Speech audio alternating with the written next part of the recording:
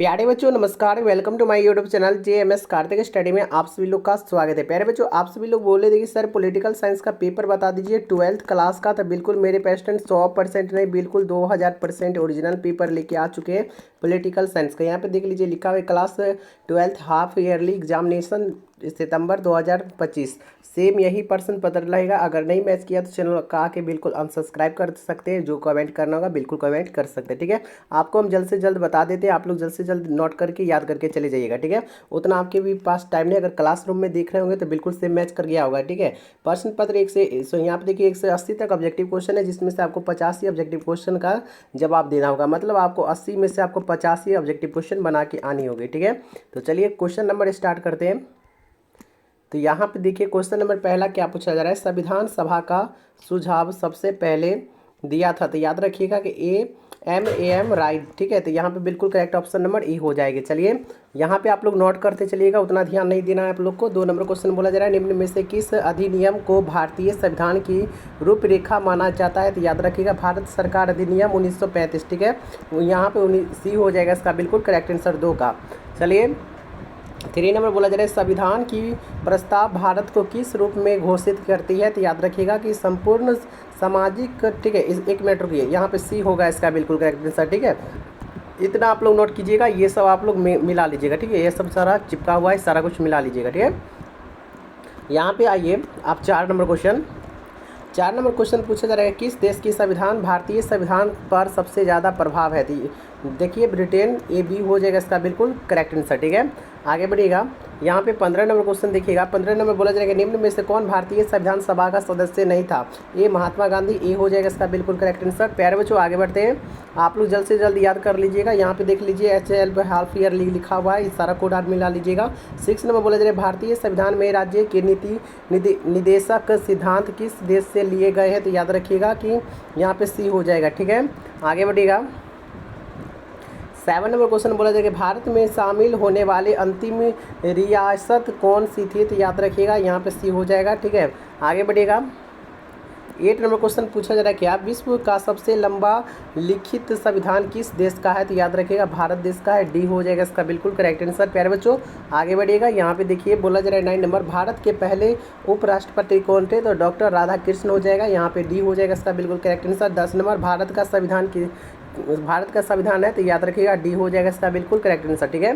11 number question देखिएगा, 11 number question पूछा जा रहा है कि भारत में संसदीय शासन प्रणाली किस देश से ली गई है। तो याद रखिएगा ब्रिटेन से, C हो जाएगा इसका बिल्कुल करेक्ट आंसर। 12 नंबर, भारतीय संविधान सभा का गठन कब हुआ था। तो याद रखिएगा 1946 में हुआ था, इसका बिल्कुल करेक्ट आंसर और B हो जाएगी।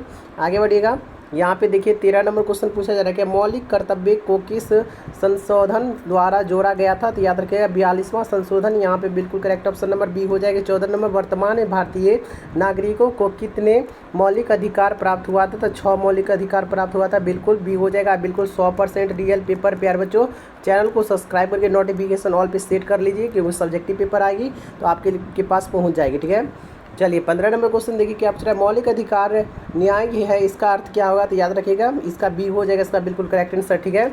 आगे बढ़िएगा, 16 नंबर क्वेश्चन देखिए, बोला जा रहा है कि शिक्षा के अधिकार से संबंधित अनुच्छेद कौन सा है। तो याद रखिए अनुच्छेद 21 हो जाएगा, A हो जाएगा इसका, सॉरी D हो जाएगा इसका बिल्कुल करेक्ट आंसर। आगे बढ़िएगा, यहाँ पे 27 नंबर क्वेश्चन देखिएगा, बोला जा रहा है क्या शोषण के विरुद्ध अधिकार में शामिल है। तो याद रखिएगा कि जबरन मजदूरी पर रोक, और B में है बाल श्रम, ठीक है, पर रोक, ठीक है। यहाँ पे A और C दोनों हो जाएगा, ठीक है। आगे बढ़ेगा, यहाँ पे 18 नंबर क्वेश्चन, 18 नंबर बोला जाए क्या मौलिक कर्तव्य बाध्यकारी है। तो याद रखिएगा नागरिकों के लिए, यहाँ पे B हो जाएगा इसका बिल्कुल करेक्ट आंसर। आगे बढ़ते हैं, 19 नंबर क्वेश्चन देखिए, बोला जा रहा है कि मौलिक अधिकार निलंबित किए जा सकते हैं। तो याद रखिएगा कि राष्ट्रीय आपातकाल के दौरान, ठीक है। तो यहाँ पे इसका बिल्कुल करेक्ट ऑप्शन नंबर C हो जाएगी। चलिए प्यारे बच्चों 20 नंबर क्वेश्चन देखिएगा, 20 नंबर क्वेश्चन देखिए, बोला जा रहा है क्या संपत्ति के अधिकार को किस संविधान संशोधन अधिनियम द्वारा मौलिक अधिकारों की सूची से हटाया गया था। तो याद रखिएगा यहाँ पे है 44वां संशोधन, ठीक है, संशोधन के द्वारा, ठीक है। तो यहाँ पे इसका B हो जाएगा बिल्कुल करेक्ट आंसर। आगे बढ़िएगा, यहाँ पे 21 नंबर बोला जा रहा है प्यारे बच्चों, 26 नवंबर 1949 क्या महत्व है? तो याद रखिएगा संविधान को अपनाया गया था। ठीक है, ये हो जाएगा इसका बिल्कुल करेक्ट आंसर। आगे बढ़िएगा 22 नंबर क्वेश्चन पूछा जाएगा, राज्य के नीति निर्देशक सिद्धांतों का उद्देश्य क्या है? तो कल्याणकारी राज्य की संस्था है। ठीक है, स्थापना। बी हो जाएगा इसका बिल्कुल करेक्ट आंसर। आगे बढ़िएगा प्यारे बच्चों, 23 नंबर क्वेश्चन बोला जा रहा है, क्या राज्य के नीति निर्देशक तत्व संविधान के किस भाग में वर्णित है? तो याद रखिएगा भाग 4 में। ठीक है, बी हो जाएगा इसका बिल्कुल करेक्ट आंसर। आगे बढ़िएगा 24 नंबर बोला जाएगा, समान नागरिकों साहित्य का उल्लेख संविधान के किस अनुच्छेद में है? तो अनुच्छेद 44 में। बी हो जाएगा इसका बिल्कुल करेक्ट आंसर। आगे बढ़िएगा यहाँ पे 25 बोला जा रहा है कि भारत राष्ट्रीय संवैधानिक प्रमुख कौन होता है? तो याद रखिएगा राष्ट्रपति होता है। बी हो जाएगा इसका बिल्कुल करेक्ट आंसर। आगे बढ़िएगा 26 नंबर बोला जा रहा है, यहाँ पे भारत में वास्तविक कार्यपालिका शक्ति नहीं निहित होती है? तो प्रधानमंत्री। बी हो जाएगा इसका बिल्कुल करेक्ट आंसर। आगे बढ़िएगा प्यारे बच्चों, 26 नंबर बोला जाएगा भारत में वास्तविक कार्यपालिक शक्ति निहित होती है? तो प्रधानमंत्री। बी हो जाएगा इसका बिल्कुल करेक्ट आंसर। आगे बढ़िएगा 27 नंबर क्वेश्चन देख लीजिएगा, एक मिनट। 27 नंबर क्वेश्चन देखिएगा, बोला जाए कि भारतीय शासन बलों का सर्वोच्च सेनापति कौन होता है? तो याद रखिएगा राष्ट्रपति हो जाएगा। ठीक है, सी हो जाएगा इसका बिल्कुल करेक्ट आंसर। आगे बढ़िएगा, ये सब कोड वगैरह आप सभी लोग मिला लीजिएगा। ठीक है, यहाँ पे 28 नंबर क्वेश्चन देखिएगा, बोला जा रहा है कि उपराष्ट्रपति पदेन सभापति होते हैं? तो याद रखिएगा राज्यसभा होते हैं। बी हो जाएगा इसका बिल्कुल करेक्ट आंसर। आगे बढ़िएगा, यहाँ पे हो गया आपका 29 नंबर बोला जाएगा भारत का राष्ट्रपति पद पर रह सकता है? तो याद रखिएगा अग्निता बार। ठीक है, तो यहाँ पे डी हो जाएगा इसका बिल्कुल करेक्ट आंसर। यहाँ पे देखिएगा 31 नंबर बोला जा रहा है, ये देखिए भारत में प्रधानमंत्री की नियुक्ति कौन करता है? तो राष्ट्रपति करता है। ए हो जाएगा इसका बिल्कुल करेक्ट आंसर। प्यारे बच्चों आगे बढ़िएगा, यहाँ पे देखिएगा 32 नंबर, राष्ट्रपति किसकी सलाह पर लोकसभा भंग पर ठीक है सकते हैं? तो याद रखें प्रधानमंत्री और मंत्री परिषद। ठीक है, तो यहाँ पे डी हो जाएगा इसका बिल्कुल करेक्ट आंसर। आगे बढ़िएगा, यहाँ पे हो गया आप लोग का 33 नंबर बोला जा रहा है, केंद्रीय सरकार के प्रति अविश्वास प्रस्ताव किस सदस्य में प्रस्तुत किया जा सकता है? तो लोकसभा। ए हो जाएगा इसका बिल्कुल करेक्ट आंसर। आगे बढ़िएगा, यहाँ पे आगे आप लोग का 34 नंबर। ठीक है, 34 बोला जा रहा है कि राष्ट्रपति का चुनाव कौन संपन्न करता है? तो याद रखिएगा निर्वाचन आयोग करता है। बी हो जाएगा इसका बिल्कुल करेक्ट आंसर। आगे बढ़िएगा 35 नंबर बोला जा रहा है कि भारतीय संसद में शामिल है? तो याद रखिएगा लोकसभा, राज्यसभा और राष्ट्रपति। ठीक है, यहाँ पे डी हो जाएगा इसका बिल्कुल करेक्ट आंसर। 36 नंबर क्वेश्चन बोला जा रहा है क्या राज्यसभा के संसदीय का कार्यक्रम होता है? तो याद रखिएगा 6 वर्ष। सी हो जाएगा इसका बिल्कुल करेक्ट आंसर।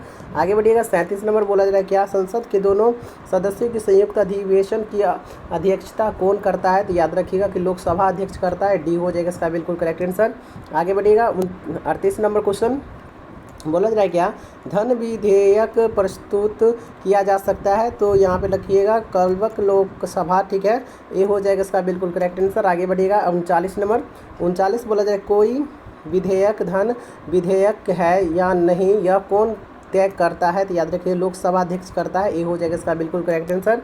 आगे बढ़िएगा 40 नंबर क्वेश्चन प्यारे बच्चों, 40 नंबर बोले भारतीय संसद में शून्य काल की व्यवस्था किस देश की ली गई है? तो याद रखिएगा कहीं से भी नहीं। डी हो जाएगा इसका बिल्कुल करेक्ट आंसर। आगे बढ़िएगा 41 नंबर क्वेश्चन बोला जाएगा भारत के उपराष्ट्रीय को उसके पद से कौन हटा सकता है? तो संसद हटा सकता है। सी हो जाएगा इसका बिल्कुल करेक्ट आंसर। आगे बढ़िएगा 42 नंबर बोला जाएगा कि भारत में राष्ट्रपति लोकसभा में मनोनीत कर सकते हैं? तो किसी को नहीं। ए हो जाएगा इसका बिल्कुल करेक्ट आंसर। भारत का प्रधानमंत्री बनने के लिए आवश्यक न्यूनतम आयु कितना है? तो 25 वर्ष। बी हो जाएगा इसका बिल्कुल करेक्ट आंसर। प्यारे बच्चों आगे बढ़ते हैं 44 नंबर क्वेश्चन देखिएगा, बोला जाए कि राज्यसभा को भंग करने की शक्ति किसके पास है? तो याद रखिएगा किसी के पास नहीं है। डी हो जाएगा इसका बिल्कुल करेक्ट आंसर। आगे बढ़िएगा यहाँ पे 45 नंबर क्वेश्चन बोला जाएगा लोकसभा के सदस्यों की अधिकतम संख्या क्या है? तो 545 हो जाएगा। यहाँ पे बी हो जाएगा। 46 में भारत की पहली महिला राष्ट्रपति कौन थी? तो प्रतिभा पाटिल हो गया। यहाँ पे हो गया आपका सी हो जाएगा इसका बिल्कुल करेक्ट आंसर। 47 नंबर पूछा जा रहा है, देखिएगा बोला जा रहा है कि भारत के राष्ट्रपति द्वारा जारी अध्यादेश की अधिकतम अवधि होती है? तो याद रखिएगा 6 महीने और 6 सप्ताह। सी हो जाएगा इसका बिल्कुल करेक्ट आंसर। आगे बढ़िएगा। 48 नंबर लास्ट क्वेश्चन, निम्न में कौन सी शक्ति राष्ट्रपति के पास नहीं है? तो विधेयक लाना। ठीक है, तो डी हो जाएगा इसका बिल्कुल करेक्ट आंसर। प्यारे बच्चों, चैनल को सब्सक्राइब नहीं किया तो सब्सक्राइब कर लीजिए। ठीक है।